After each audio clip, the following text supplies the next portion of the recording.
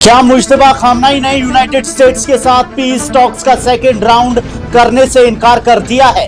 गुज़श्ता हफ्ते इस्लामाबाद में होने वाली पहली पैक ब्रोकर नेगोशिएशंस की नाकामी के बाद ईरानियन मीडिया ने तेहरान की जानिब से डोनाल्ड ट्रंप को दिए गए एक बड़े स्नब का इंकशाफ किया है।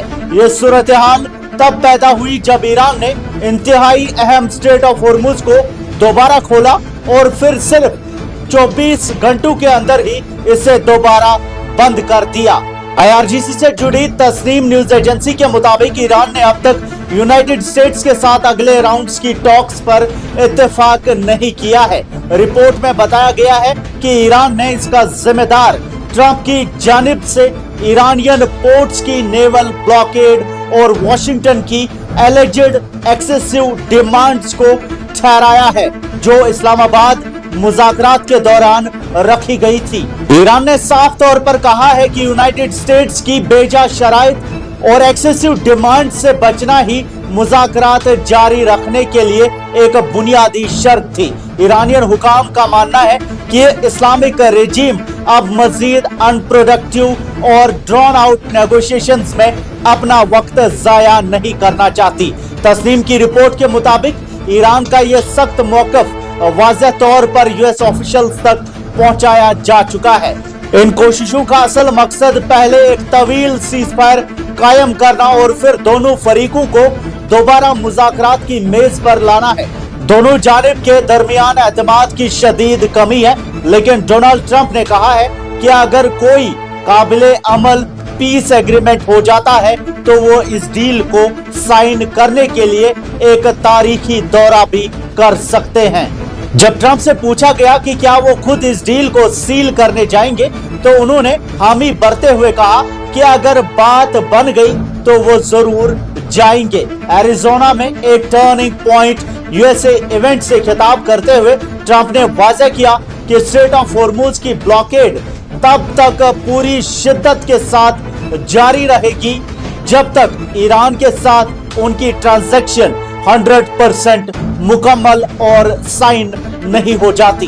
ट्रंप ने मजीद कहा कि उन्होंने अपने पहले टर्म में दुनिया की सबसे बेहतरीन मिलिट्री और नेवी बनाई है और यही नेवी इस ब्लॉकेड को तब तक बरकरार रखेगी जब तक तमाम पॉइंट्स पर इत्तेफाक नहीं हो जाता। उनका कहना था कि अगरचे कुछ बातों पर बात बन चुकी है, लेकिन ईरान के साथ कुछ भी यकीन से नहीं कहा जा सकता। इस साल के शुरू में ईरानियन मिलिट्री ने ट्रंप के उन क्लेम्स का भी सख्त जवाब दिया था जिसमें उन्होंने यूएस मिलिट्री के ईरान जाकर यूरेनियम निकालने यानी एक्सकेवेट करने की बात की थी।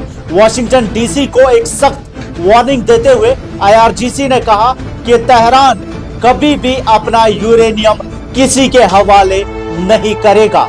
IRGC ने अपने स्टेटमेंट में कहा कि जब से ये जंग शुरू हुई है, दुनिया अफवाहों और गलत बयानात से भर गई है। उन्होंने वाज़ेह किया कि ईरान का यूरेनियम ईरान का असासा, उनकी एनर्जी उनका सॉवरेन राइट है। इससे पहले ट्रंप ने एरिज़ोना की रैली में कहा था कि यूएस ईरान से तमाम न्यूक्लियर डस्ट हासिल कर लेगा, जो उनके मुताबिक B-2 बॉम्बर्स की कार्रवाई के बाद एक सफेद पाउडरी सब्सटेंस की शक्ल में वहां मौजूद है।